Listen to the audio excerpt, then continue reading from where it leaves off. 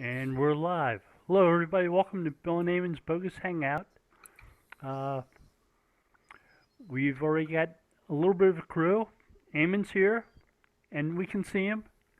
Yeah, Uh, Technical difficulties have been overcome, at least temporarily. And Doc yeah. Sheldon is with us. Hi, Doc. Hello, Bill. So let's start with our usual. Ammon, what are you up to this week? Well, in the past week, I've been doing all kinds of things. Been doing a rebrand for our own website. It's still in development. I've helped with a launch of All Things Marketing, which is live now and going. That was interesting. Quite a bit of content writing and yeah, a few articles, some of which were for print.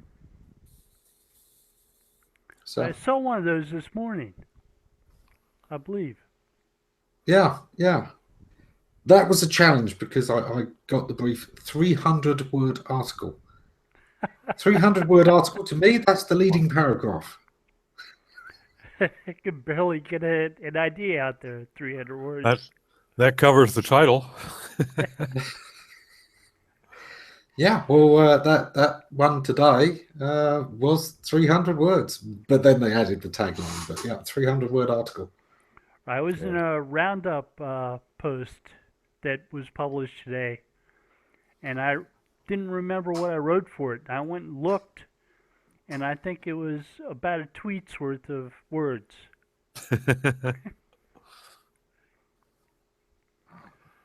So the world, as we've seen from this guy who somebody elected in the U.S., the world is communicating in tweet-sized bytes.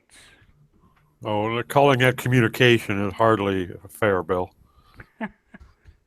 I mean, he can't hold a train of thought through 140 characters. He's fallen asleep with a couple of them halfway through words. Yeah. Well, he hadn't drunken enough cough of everything. That may have been what that one was.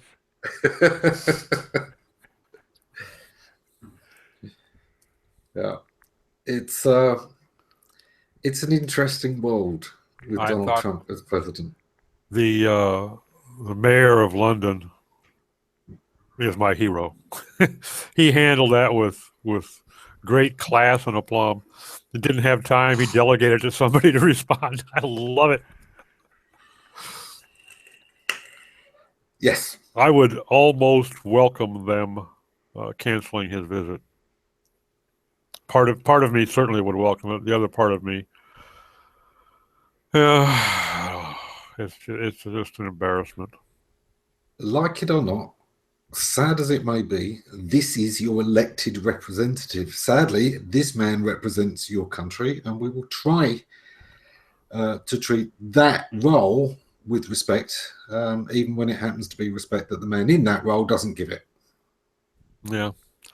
Well, the fortunate thing is an awful lot of folks around the world realize that he does not represent the typical American attitude or, thank goodness, level of intelligence. I But the think harm that is was the still going big to be long shock, though, lasting. with him being elected, wasn't it? Was that actually maybe he does. We always assumed that it didn't, and but then the guy got in. That did cause America to really re-examine what it was, didn't it? Well, the wake-up call may be good for us. Painful, but perhaps necessary. If nothing else, maybe it'll get some people off their sofas to actually go out and vote. There is one really, really good thing about it.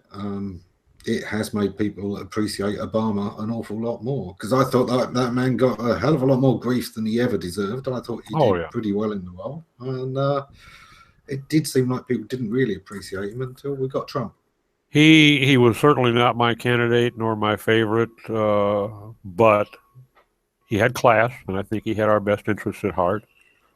And nobody's going to go into that job with all the experience necessary to do it well right from day one. I mean, it's a whole new world for any new president-elect.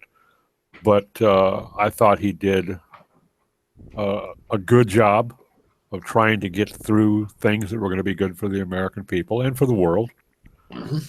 And I think he got a lot of grief, like you say, that was undeserved. But he was a class act.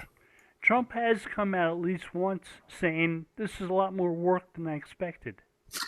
Yeah, you think?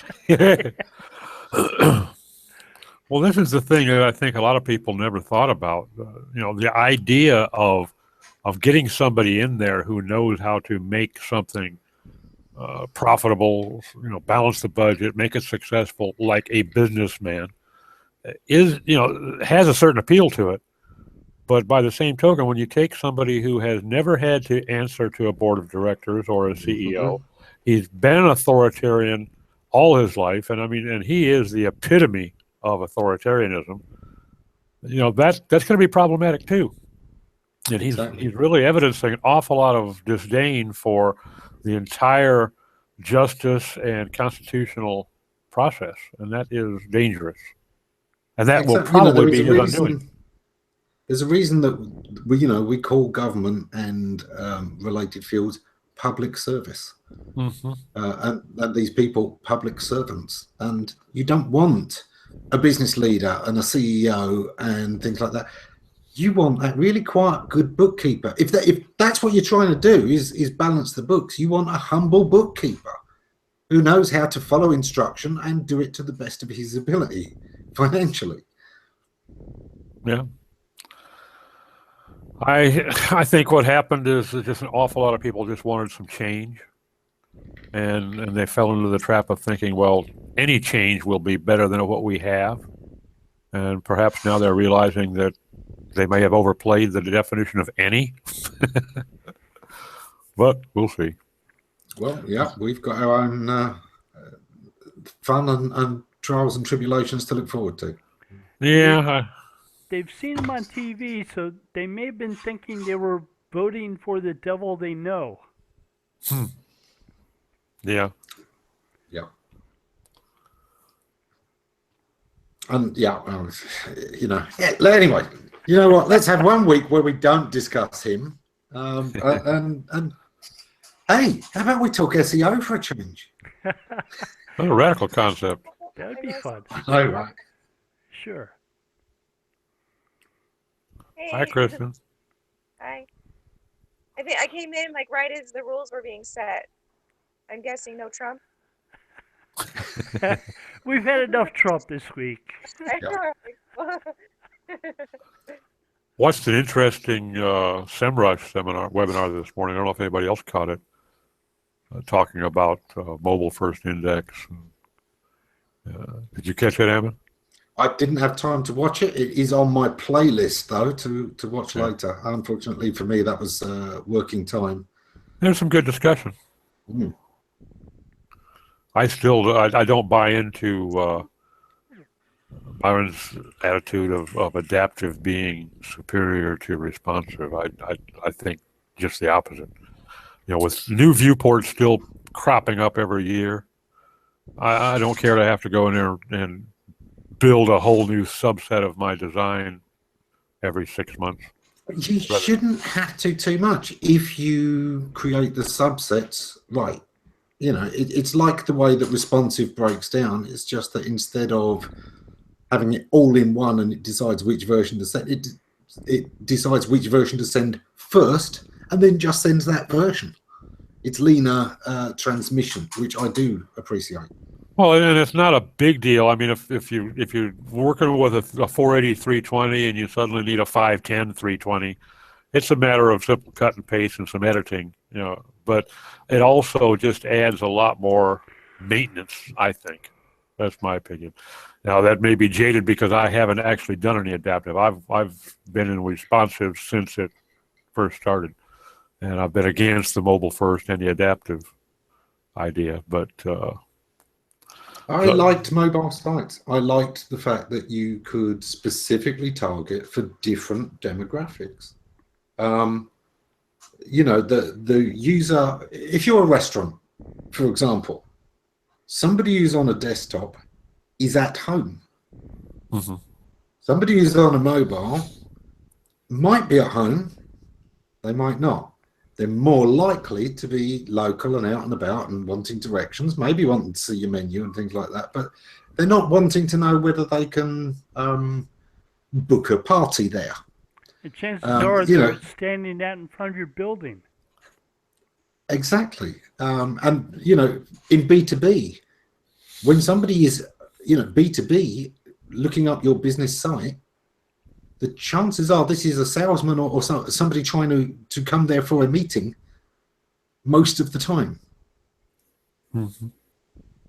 So, you know, being able to serve different needs and understand different priorities and shortcut certain things that a mobile user will want makes a lot of sense. One thing that was said this morning that I thought really rang true, and that's the fact that there, you know, I think it was Eric that said it, that with the changes that are already coming about and will certainly be much expanded when they do finally get around to rolling out mobile first, there's an awful lot of money to be made because there's going to be an awful lot of development work needed and technical support to tweak sites needed. So, you know, it does open up an awful lot of new business opportunities for us as providers. And, of course, more money pits for site owners that weren't really looking to have to do something all over again. Honestly, this isn't an issue that's going to go away or that's going to settle. No. Because the future, and not too far into the future, is going to be screen-free. Mm-hmm. Where, you know, the digital helpers are reading out some content for us, where if we need something to be displayed, we can choose for it to be displayed on a nearby device, which may be full screen, it may be partial, it could be almost any size. It could well be that, you know, bus stops start having a shared screen that everybody can use. Mm-hmm. And the amount of that screen will depend on how many people are at the bus stop. Not at all inconceivable. Because that would make sense, and it would enable more serving of ads that were more targeted to what people were doing at the time. It may well be that we get, you know, the HoloLens or lenses of some sort, glasses, whatever, a little faster than some expect. It could be as little as 5 years until those are all mass produced enough to be affordable to all. At which point the display is whatever you want. I'm expecting contact lenses. I certainly think those will be available, but I'm not sure they'll be the main device, because how will they? It then means that you've got to consider people who already use contact lenses, how this is going to fit with their regime. Now they're going to need prescription ones. Are the prescription companies already there going to be on your side and wanting to incorporate your technology? Or are they going to be fighting against you? It creates extra issues, whereas simple, ordinary glasses that can be or cannot be prescription, it's a lot cheaper to provide. Well, plus the fact that, you know, lenses now, these soft lenses, I mean, you actually go get a 3 or 4 month supply of soft lenses, and they basically use them several times and throw them out. I don't know if that's going to be economically attainable in the short term. You know, so and there's the other aspect. You know, when you start getting into hard lens, which I got a feeling would be more likely, at least initially, with this technology. People are resistant to putting things in their eyes. Yeah. I've been wearing glasses for the last 30 years, and I've never even tried contacts and have no desire to, because that idea of having to put something, even soft lenses, in my eyes doesn't appeal to me, even a little. Yeah. And people that haven't worn them at all, I think it would make it more difficult for them to market. Yes. Something like this, you know, just plain old glasses, a little bit less obtrusive than Google Glass, you know, I think it would be very workable for most folks. Mm-hmm. Exactly, and I think Snapchat that will be the case. spectacles. And bear in mind that it's quite possible to actually, you know, one thing they've been looking at is retina displays where they transmit low levels of light directly into the eye, into targeted portions of the eye, which then can be mounted on glasses frames, can be mounted on a hat brim, can be mounted on almost anything. And if it can detect the eye and adjust itself, technically, it could be a wristwatch, it could be almost anything, as long as it can detect the eye and manage to fine tune that beam. And your car window as well. Oh Yeah. yeah. Yeah, the heads up. They've already got heads up now on vehicles. So. Yeah. In fact, the first time I ever crawled inside a cockpit of an A6 and saw the heads up live, it just blew my mind. I had no idea. You know, I envisioned just a plain holographic projection, and oh wow, it just blew my mind. And that's 25 years ago. You know, Exactly. Lord knows what they've got now. That's I believe where we're going in the future, and I believe within 10 years we've got the basics of the technology. It's amazing how far the research has come.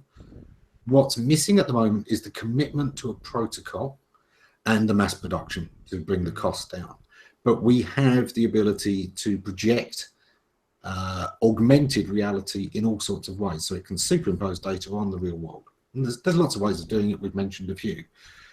We also have, you know, thanks to an awful lot of research by Microsoft and by others, the ability to detect motions very accurately now, so that if you need a keyboard, you can project one, you can interact with it, and it can detect which keys you're pressing, even though the keyboard isn't actually there and only you can see it. Google Glass seemed to fail as a consumer product, but it's been used in business applications. It's being used in hospitals, Yes. other places, and I think it's being developed. They acquired a lot of technology from others who had been building business applications. I was in the process of having a developer build an app for Google Glass for tech support people that had to go out to a customer site and work on a piece of equipment where they could actually sync up with an engineer back at the plant, show him what they're looking at. He could actually project onto his screen what they should be looking for, point out which resistor they need to tweak, you know, and things like that. And then Google Glass just went away. You know, I was sitting there with bated breath, waiting for the $1,500 tab to drop down to something more affordable. Apple has patented augmented reality technology display devices that allow for that type of technology. Yeah. So you'll see it. Keep on developing the idea. You just won't know exactly who it's going to come from. And it won't have my name on it. I know that. I think Kristen's adjusting us quite a lot here. She's such a fidget. But yeah, you know, and this means that all of this idea of, you know, what display size you're optimizing for, well, very soon, the user's going to have whatever size display they want to have at the time. We're going to be freed from screens, which will create its own problems. Yeah. Well, the other thing is, you know, right now they've got with the AR stuff, where you can actually, by turning your head, you're scrolling side to side. You know, you may be looking at just a single column, but there may be 12 columns of text there, like a newspaper, to look at, and you simply turn your head. It detects it, and it scrolls accordingly. It's kind of exciting. Yeah, you know? no more need for a mouse or trackball. Your eye gaze determines what you're looking at. Mm-hmm. Yeah, and then hand gestures to just quickly move it down into the corner of your vision while you concentrate on something else. And right, that's the connect factor. Exactly. The idea definitely in the next 10 years is that the internet isn't going to be inside a device. we're all going to be inside the internet. It's going to be everywhere in the world, all around us. Yeah. Right. And if we look at the Internet of Things technology coming out, the internet's going to be all around us. Yeah. Yep, absolutely. And I think it's going to offer an awful lot of interesting opportunities. I'm certainly looking very much forward to it. I think it's going to offer an awful lot of problems, of course, as well. All things do. You know, we back something like the internet, and then we discover, oh, it allows hacking, it allows tracking, it allows invasions of privacy, it enables maybe terrorist groups to talk to each other, like Voices didn't. You know, yeah, these things will all happen. And generally, it's going to be the same thing it always has been. The law has always struggled to catch up with possibility, because the law is primarily based on previous cases and trying to find what's logical as a follow-on. And it means that the law doesn't tend to be predictive. It doesn't look at crimes that haven't happened. Yeah. It's not supposed to. Maybe it needs to start doing so, but at the moment, that's always been the responsibility of planning agencies, not the law. Yeah, and that's kind of a slippery slope too, because it can actually stifle creativity and innovation. I did work in the courthouse for a number of years, and one of the things we were working on was an electronic courtroom, where we developed things like whiteboards to present evidence to juries with. So technology will be there for people to develop.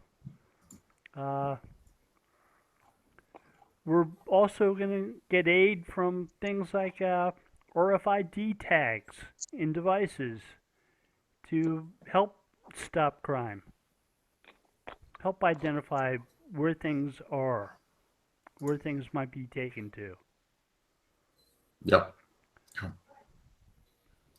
It's, as always, a fascinating world. You know, it's one of the things I've always loved about the internet. It's one of the reasons I've always been a champion of the internet, and one of the reasons that I became a web marketer was I wanted to find a way that the internet could pay for itself that was going to be to the benefit of us all, rather than the closed pipelines and walled gardens that could have happened otherwise. And by us all, you mean like the least of us? Sorry, you're a little bit quiet there. Oh. Can you hear me now? We can hear you, but you're Barely quiet. hear you. You've got to be, that's it, shout, go on, be aggressive. Go on, Wonder Woman. I was asking, when you say all of us, I'm guessing that you're implying the least of us as well. Well, yeah, because the economy needs to flow in all directions for it to be strong. It's a fact that the fact that anybody can register a domain and start money flowing into the internet, that anyone can host a WordPress blog somewhere and be paying into the internet. Anyone can start running ads on their pages. That makes the economy strong enough that they're not going to stifle it, that they do realize that a walled garden, although they could own it all, would still be smaller than the huge amount of revenue that's out there with a free economy.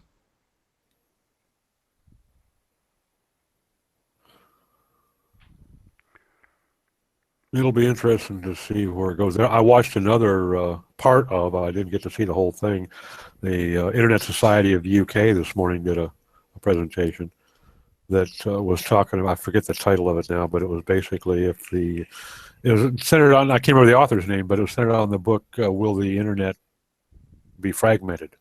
Okay. And they touched an awful lot on different sovereign concerns about countries and states. Apparently there's a movement within the United States to try to wall off all internet commerce within a given state, not by all states, but some individual states, trying to make sure that somebody, for instance, in Colorado, cannot buy from a site in Wyoming.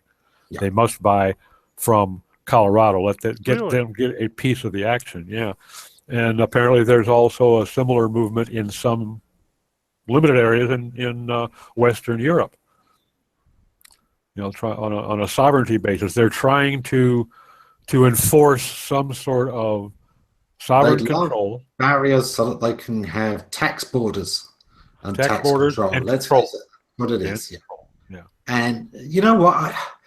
I'd almost say, when has the internet ever not been fragmented?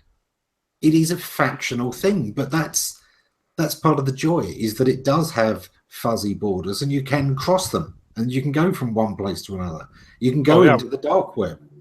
But if these motions ever go through, then you would not be able to. You wouldn't be able to sit in the UK and look at what's available in Spain without having it routed through a UK filter. Okay.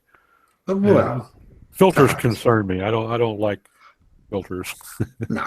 So we have people in Canada who are watching Netflix when they're not supposed to. But they're using VPN technology to get around that. Exactly. And And the I more think- borders you throw up, the more fragmentation will happen, and the more people will tunnel their way through them, and around them, and under them, and over them. It's information wants to be free.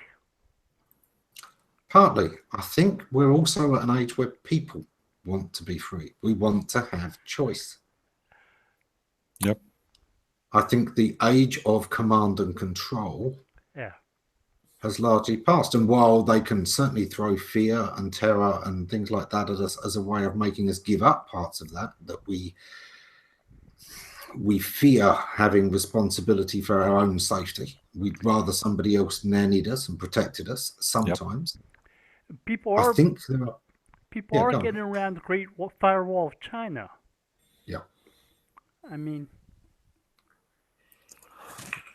I think we'll find ways to get around economic and technological barriers that separate states. Sure. Yeah. Well, already the Tor network and the Tor browser do so much of that. And all the UK proposals to, regulate how things come in and come out don't account for Tor. Tor already defeats all that. It's Because curiosity. You can kill a lot of things, but you can't kill curiosity. Well, and the dark web is huge. Some people estimate that it is larger than the internet that we are used to. I I seriously doubt would that, doubt that. but they are mixing up two forms of dark web. There are two things that tend to get called the dark web. One is the Tor style, deliberately slightly concealed and protected, where anonymity is important, and the whole system there is designed to protect that you only give up what anonymity you want to. The way that the Tor network works is it's a bit like the old file sharing protocols, where you connect to 3 or 4 local peers, and every request, everything you do is split between them quite randomly. So even if you track the data coming into your machine, you've got to stitch different parts together, each of which are encrypted in different ways. Yeah, exactly. And trying to intercept that when it can go to a completely different point next is very, very difficult. You can only kind of monitor what's being received, and even that's tricky. And there's something known as the deep web. Yeah. Which is supposedly about 10 times the size of Yes. the internet. Exactly. And that's the pages that simply aren't important enough to ever turn up in a search engine index, or that weren't properly linked to. There's orphan pages, there's things that have been ignored. There are a lot of pages, a lot of sites that the only way to get access to them is through a forum. Yeah. So Google has started, and they started about 5 years ago, with the Deep Web project, where they started with what they call synthetic queries to those forums and indexing responses to them. and there was a patent that came out I wrote about a couple weeks ago where they talked about they might do the same thing with e-commerce websites, where they'll do synthetic queries to those and show results in within search results. Yeah. So if you search for like travel from San Diego to New York, you might see actual flights in your search results in addition to URLs. Same type of I'm thing not a with fan because let's face it, it's not like nobody's heard of Google. If people wanted Google to find this, there have been people teaching exactly how to do it, including Google themselves. For years, Google run Webmaster Hangouts. At this point, if somebody has tucked it behind a form and made it difficult for Google to index by itself, it's because they don't want you in there. There you go. Of course, when it's something like the SEC, and the only way to get at it is through the forum, I don't mind Google showing it to me. Because I'd still rather that we just campaign for them to, change their system and make it indexable. I would rather that the public databases, the government bodies and so on and so forth that do still have so much stuff tucked away learned a sense of responsibility that, if it's supposed to be public access, it should be publicly accessible. And the way the public access things now is largely through Google. They had so many difficulties with allowing access to healthcare information, and it costs so much. I don't see it ending well, the government allowing access to data or trying to. And I see it costing a lot more to have private enterprise do it.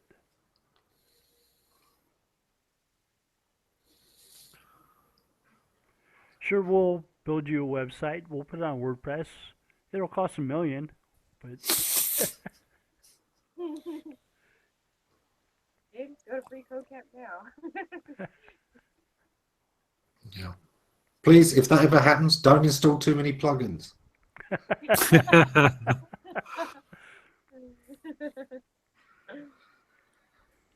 I must admit, I've been doing a lot more with WordPress recently because, it tends to be our method of choice. And partly that's, the same reason that a lot of companies do it. As you take on new staff, it's a lot easier if they can immediately get to grips with WordPress because it's, very easy to use. Even in a web development company, we have admin staff that we would like, to be able to update the site on people's behalf that aren't necessarily trained in HTML and CSS and JavaScript. And,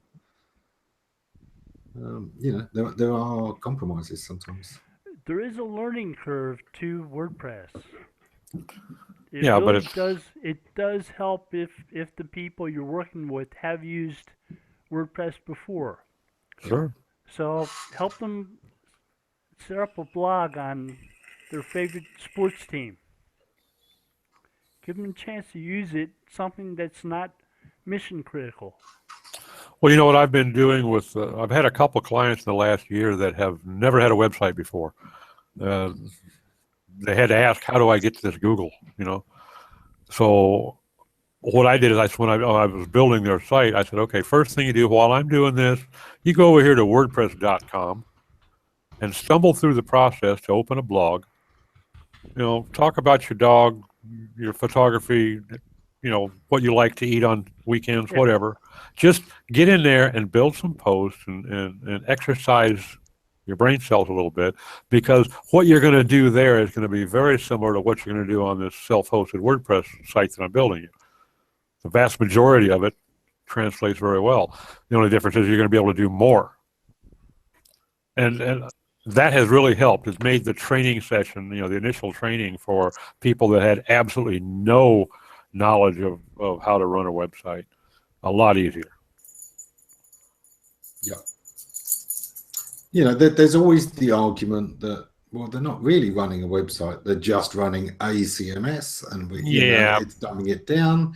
But sometimes, as we know, the important thing is the message. The important thing is the content, and it's our job to do the rest of it. And if the way that they get the content out there is bad HTML or a WordPress blog or whatever, well, it's our job to make the best of it that we can within the budget, within the resources, and their learning is one of those resources we're managing. Their time is one of those resources we're trying to save. And I found it makes it a lot easier, as opposed to teaching someone how to use something like Dreamweaver or even Front Page. I mean, or God forbid, trying to teach them how to code a website. So, that's one of the things that's really been a shot in the arm. It's just so much more easily taught to novices. Yeah. And like you're saying, Bill, somebody leaves this agency and goes to another agency, and they're used to working with WordPress. They're not starting out from ground zero again. They understand how to use WordPress. Their task may be different, but the basic skill set is the same. Yep. I am seeing more alternatives, though, again. Although still not that many, there always do seem to be 4 or 5 strong alternatives to WordPress at any given time. It's almost like, some secret law of the universe that have to be options.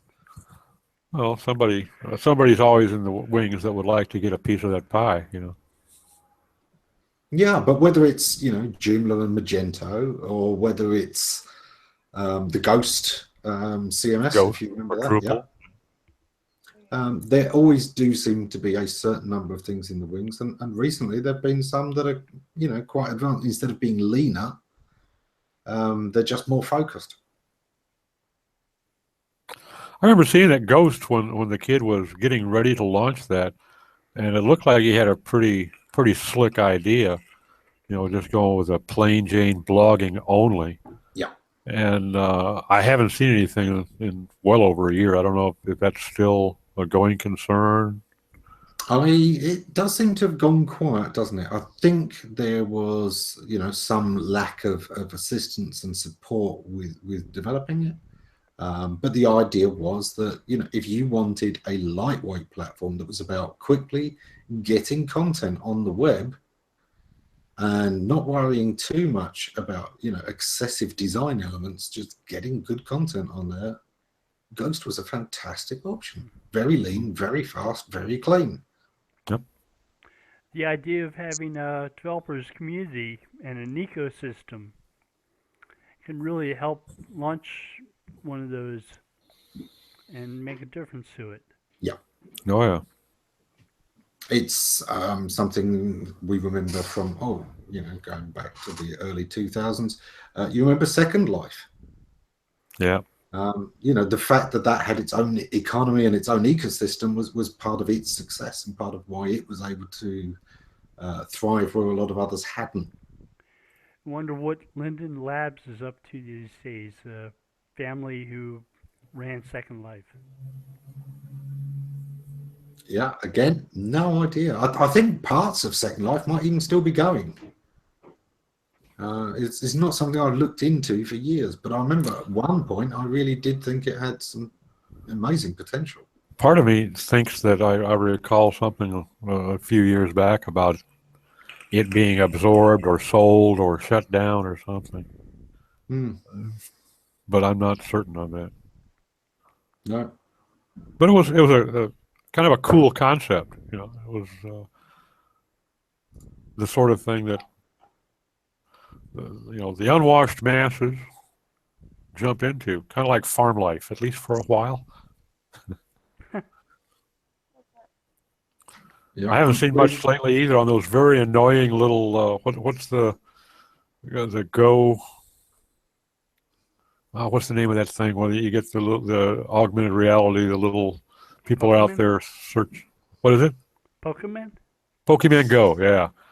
I've been very pleased not to have seen too much talk about that, but I would assume that's probably still going.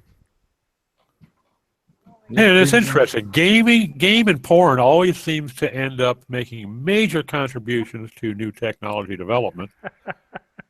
Well, I mean, look at the Pokemon Go thing. That has woken people up to, I'm sure, an awful lot of people that thought that augmented reality was, that's 10, 15 years down the road. That's science fiction stuff until they experience it.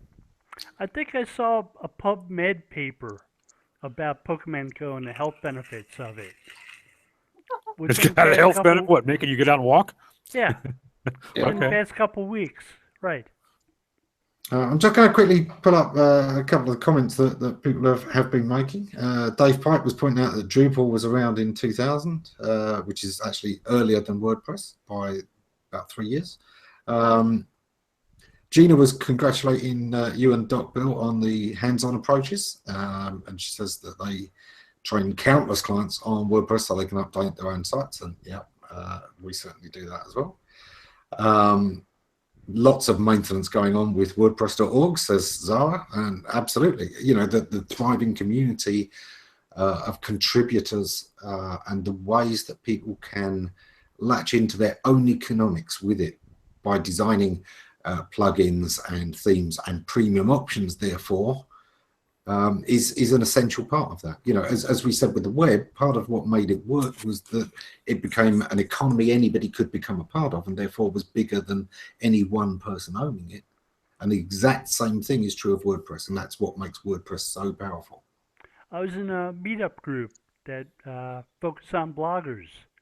It was a good way to meet potential new clients and also to teach people how to use technology. Yeah. Did they turn up, or did they all demand swag? Saying that, you know, well, I'll blog about it, but only if you provide this, this, and this. Here's my rider. Most of them blogged about it. Some of them are still blogging. Some of them never quite got the blog started. But now they know what it is. Yeah. I must admit, I've been looking at a different kind of meetup group recently, and I had to look outside of meetup for it, actually. But I've been looking into some of the local amateur dramatics groups. Oh, so cool. That's awesome. I think I suggested that. You know, I always used to love performing and acting, and I thought, yeah, you know, it's a way of getting to meet a few people and getting out of the house a bit, and doesn't involve running. Sounds like fun. Yeah. I got talked into jumping into one of those theatrical groups, local, one time years and years and years ago, and I was kind to the audience. I decided to spare them having to endure a second performance. What? Art is not my thing, at least of all performing arts. I don't know. I think you could probably pass as a you know, a double for Howard Keel. A non-singing part would definitely be a plus. No. You could be, well, let's say beautiful high. You know. It's like so much more interesting to me anyway, because it actually captures someone's voice. I mean, depending on the character, but I appreciate all kinds of voices. Yeah. This should be fun, Ammon. Peasant is going to have been through the Queen's regimen of like songbirth or whatever. But we don't have a queen, so I don't know what they would call it. But but yeah, like you want like peasant to sound like a peasant. I think I've always been kind of like that with my art. Like when I would cast dancers, I preferred having different shapes together rather than like one aesthetic. Yeah, the mashup has always been, you know, an interesting area. You know, isn't the part of the reason that Shakespeare's stuff has lasted so well? Isn't that, you know, we don't have poetry and we don't have drama? It's that we don't have anyone who put them together as well. Mm. Yeah.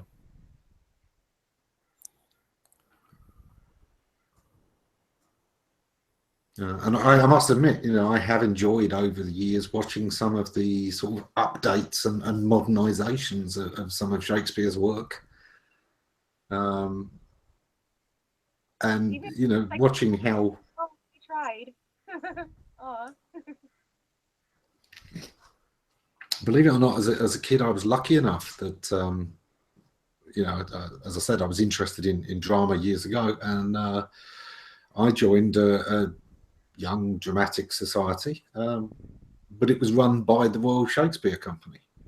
Wow. And we had some amazing actors training us and teaching us, and even though we were only doing, kids pantomime type shows, their tutorship, their advice, their guidance was fantastic. It really was. Oh, I imagine. And I knew so many famous stage actors, but only by their first name, and not that they were famous stage actors. So years later, you found out, oh, I remember him. Yeah. I saw Paul Schofield in a performance of Othello at one of the top theatres. And I mean, it was a majorly acclaimed production. But yeah, I'd met him in jogging bottoms in a closed down theatre where we were rehearsing one time. Mm. It was amazing, and I think maybe that's the seeds of where I first saw, the pay it forwards kind of society at work. I think the theatre has always had that kind of sharing and caring and bringing up the next generation and sharing the lessons they've learned. I worked with a local troupe in Texas one season, and I was just prop manager. And Leonard Nimoy was, I forget if he was an uncle or a brother-in-law of somebody there in the community. And he was on vacation, and he came in, and he came down there and spent 5 days with us. Yeah. It's not really directing, just as a mentor. Yeah. And of course, I was a Star Trek freak anyway, so I was starstruck as hell. But I was just such a down-to-earth guy, and a lot of fun. I'd never have suspected, Doc. No, I know. I had a lot of fun to be around, but I mean, he was brilliant. And to see him do some, of course, I had never seen him do any Shakespeare. I'd seen him on the tube, and to see him do a soliloquy was mind-boggling. He was a dynamic actor, really was. I would love to have seen him on Broadway and in some Shakespeare stuff early on. That was always the fascinating thing about Nimoy, wasn't it? That he played an emotionless character with incredible intensity. And but far as an actor, from it, he was so emotional and intense that I think that's why he didn't get as far in those roles. In a way, he was almost too intense when he was doing the emotions. It was as spot.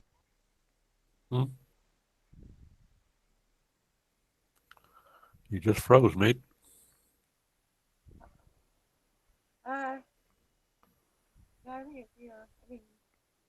Yeah, Ammon, you froze up here. I wonder if he lost his connection. It's possible he may be rebooting. I never paid attention to that. Like, so if someone's rebooting, their thing still stays here.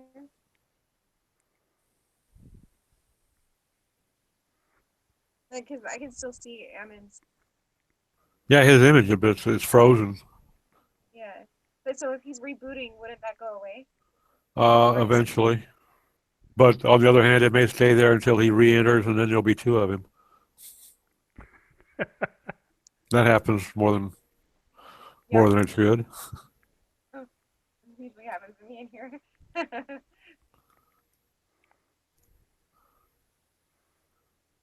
Yeah, I'm afraid I'm an engineer at heart. I'm not a creative sort. So an actor, singer, performer. No. Well, that's pretty darn cool that you did it, though. I tell you what, he was a fascinating guy, just to be around. But I really wanted to try that because it's something I'd never tried before, and it's always enlightening when you find, okay, I've tried this and I really suck at it. So we can scratch that one off the top of the bucket list. All right, now we'll get some action from Ammon, I'm sure, but maybe you left completely. I had this idea, and Ammon has already said, "How are you gonna make money from it, though?" But I'll tell you guys, um, to have Google Plus, the musical. Um, the only other social media musicals that I've been able to find are like they're loosely connected to social media. Uh, it's more like about teenager angst and dealing with the different issues that having something like the internet can heighten, um,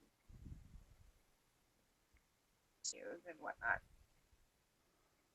But there's not anything that I can find that is directly based on, especially the history portion of a social platform. And I say let's do it before Facebook does. Hmm. Have you seen the group Playing for Change? Playing for change, huh? Where Ring the bell. they get artists from across the globe who join together in songs, and they make Oh, videos of those. yeah, some of them are PLA. pretty cool. Yeah. Now, I know there are musicians who've done presentations on uh, Google Plus and Mhm. had hangouts where they performed. Yeah, I I bet that's some very intense editing work to put those things together. Boy, that's yeah, some of them are mind-boggling. There's a musician, well, conductor that he gave a TED talk like 3 or 4 years ago. It was in 2011, but his first one. But they have this like digital world choir, and basically it was a massive project that was done through YouTube, and people there was an audition process to be part of this digital world choir, and then he spliced everyone together and put it, boom, got perfect presentation for TED, right? But it was amazing. It was so amazing to watch. And then they would talk about like their rehearsals and what that was like, getting to know people that you were working on, uh, music together, like with someone that can't talk to and relate in like language, but through voice, like um, there was that connection. So that was, yeah, it was really neat. People had all sorts of different perspectives. So that's what I'm kind of playing around with, the idea of like, do I want to do something like that? Try to get people like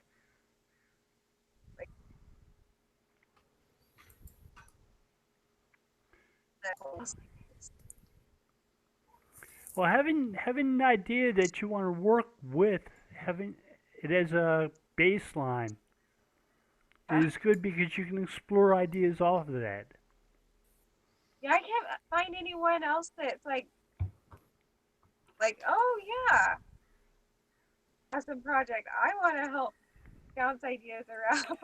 So I feel like it'll kind of solidify a little bit if I'm able to find someone, someone, just anyone. Welcome back, Ammon. Yeah, I think so. I have a there feeling that are that's a there neat were plug-in. for a while there were some magazines that were group projects, and people could fax articles, pictures to them, and the editors would join those together and publish a magazine from them. like once a month. I haven't seen any of those recently, but uh, And it was with Google Plus, or was it just? one of them was called Maximum Rock and Roll, and it was a magazine that people would create articles for, take pictures of bands at clubs, things like that. And it was a publication that was based on contributions of other people. It would be the type of thing that you would maybe want to submit something to get people to see people are interested in working with you. That's good. Have like a little ad. Yeah. That's fine. Yeah. That's probably gone now because they've realised only 8 people in the world still have a working fax machine. And those are only using it to send spam. And 3 of them are out of toner. Right, but we have email these days. Well, yeah. People will probably just Snapchat a picture of a script or something. I remember Took a screenshot. thinking I was really cutting edge when I bought a subscription to J2 so that I could send and receive faxes from my PC.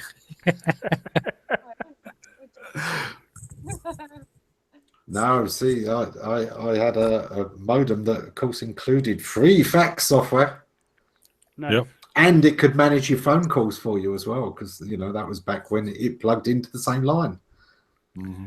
I went to buy this house, and I've had a couple people, my bank included, who wanted me to fax them stuff, paperwork. I said, it's 2017. I don't have a fax machine. Yeah. Did you see that the other day, Bill? Steve Garrixer responded. Somebody wanted him to fax something to them. He said, "We don't have fax where I'm at." He said, "Well, where are you?" "I'm in 2017. Yeah. I loved it.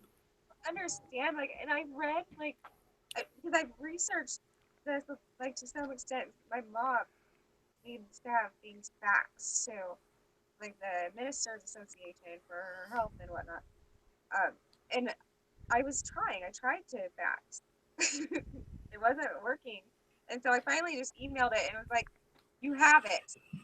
Is that sufficient? Because I tried like 3 or 4 times to get the fax to go through. And every time I would get in and blah, blah, blah, and then receive. But for one reason or another, like, oh, the page was like blotchy or something, or oh, like not very clear. Like, I'm like, okay, email done, PDF, easy. Yeah. But I don't understand what the advantage to having fax would be. Well, fax was revolutionary in its time, and it's before we had most of the compressed image formats for the web that we have now, where actually it's just as quick to send image data in the first place. But, you know, the fax machine was basically a simple process like 2 telephones that turned an image into an electronic document format, transmitted it, and turned it back into a document in print at the other end. Mm-hmm. And once at a time, the only way to send an image over the internet was as a bitmap, which would generally be something in the range of 30 or 40 megabytes. There was a 45-minute transmission time, whereas a fax was 20 seconds. Yeah. Yeah. And I mean, now- I remember things even older than the fax machine, you know. Oh, hey, I had a teletype in my office, buddy. Yeah, exactly. Yep. Used it for a long time. My goodness, the old ticker tapes. Cutting edge stuff.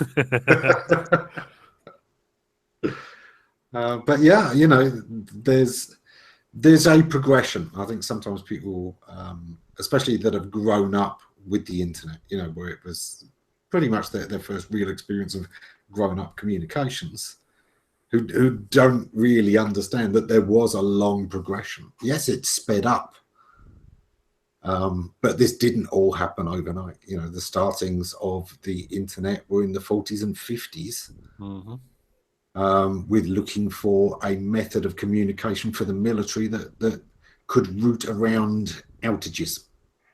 That was it. And ARPANET and things like that in the early days. Then the university started to use it academically in a different system, and then you got the two unifying. And yeah, that's the roots of the internet we have today. The web is the new part that came along in '85, I think, Bill. Sounds right. I think Tim Berners-Lee, the World Wide Web official birthday is 1985. But the thing that was new was the hyperlink. That's what made the web the web. We already had documents. You could have documents. The whole thing was a system to be able to easily find and reference those documents without having to have a list of exactly where they were. I remember when Apple came out with something called HyperCard, which was a way of connecting documents to each other on the same machine, as opposed to across networks.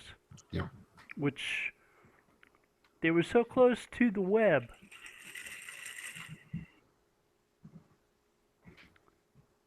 It's a shame they didn't make that connection. Literally. Yeah. Yeah, but this is it. There was a lot of activity on the internet before the web. A lot of people do remember the BBS, the bulletin board servers, IRC chat, and things like that. I mean, these things had thousands of users way back before the web really took off. The web certainly made some of those more popular in the early days when we didn't have multimedia. Chat rooms were one of the primary forms of entertainment. You could actually just talk to people all over the world. We didn't have video, of course. I spent a lot of time on ICQ. Oh yeah. Managed a couple of the old Microsoft communities. Managed a few communities back in the day with ICQ. And again, seemed like cutting edge at the time. Now it's just kind of a running joke. Although I guess it's still out there. Yeah. I don't know if anybody really uses it to any degree, but There's actually a group of young kids, not young kids, they're like, not young kids. Well, one of the most popular apps these days is WhatsApp. Yeah. Oh. Yep. Yeah, well, I'd say that's very much the spiritual successor to Skype. It could be, yeah. Yeah. It's so easy to communicate with people through WhatsApp. As long as you've got their number, you can just ring them through on WhatsApp and only be whatever your app access is like is your internet access. The costs are, Hit the zero. button and say whatever you want to say, and then they can hear you. It's so nice. Yeah, I was just noticing earlier your orange striped top, Bill. Yeah. Very, very tigerish. I keep feeling like you're going to advertise Frosties any moment.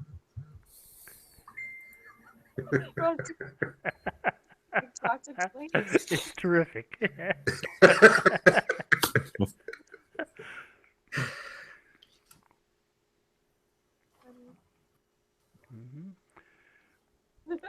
Oh, it's 1:05. Well, that's Yep, we are past time. Right. We may close down in a second. Everybody want to give it one go round, tell us what you're up to over the next week? Ammon? I'll go really quick. Stuff. I have the rest of this week off. to do some essential bits and pieces and life maintenance. Good. Yeah. Doc, what stuff are you up to? Continue to play with the contractor. We're doing some internal redecoration, replacing some floor, rebuilding a stairwell, and at the same time putting some floor tile out down in the patio and putting up a clear polycarbonate roof over it, so we can enjoy some sunshine without having to take a shower, since it doesn't seem to like to stop showering here for the last 3 years. We had the weirdest weather today. It was almost a tsunami we had, with these waves of water coming across in rain. And yet, when you looked at the distance, the sky was blue and there was sunshine. It was just literally overhead. You couldn't even see it. Now, we've been getting some London weather here for the last 2 weeks. Yeah. Haven't seen the sun, haven't seen the moon or stars or anything for at least a couple of weeks. Right. I go felt into like- withdrawal. It felt like that this morning when I walked out the door. I didn't take my walk around the block. So I was afraid I was going to get rained on. I should have gone. It didn't rain. And even if it had, do you know what? You dry. Yeah. Nature made you pretty waterproof. You won't melt. You may get pneumonia, but you won't melt. True. Kristen, what are you up to the next week? Working on moving. I've got to move all my stuff over to my mom. She's having surgery soon, and I'm transitioning out of this. You take care of her for a little while? Yeah. Yeah. And after that, who knows? I might even try going to like San Francisco, Oakland area. Try my hand. Well, international travel. Yeah, Lainey managed to go off on this round the world trip, living completely the gypsy lifestyle. Well, she's done quite a bit of extraordinary work to build up to the place where she can do that.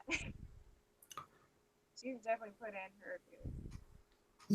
Yeah. Although she, I remember saying when we met up when she was over here that part of it was just that she decided to stop making excuses not to do it and to jump on it and take the chance. And all these years of talking online meant she had a network of people that were willing to let her stay for a little while and travel and see what opportunities she could come up with. And she was, largely making up the itinerary as she went along. It wasn't that she'd saved for years to have this huge budget. It's that she'd made the connections over the years that she didn't need it. Wow. Bravo. Anyway, I think we are past time, so we'll probably carry on chatting in the green room for a while if anyone wants to pop in and join us. But, Bill. Sounds good. We'll see y'all. Thank you all. Later. Or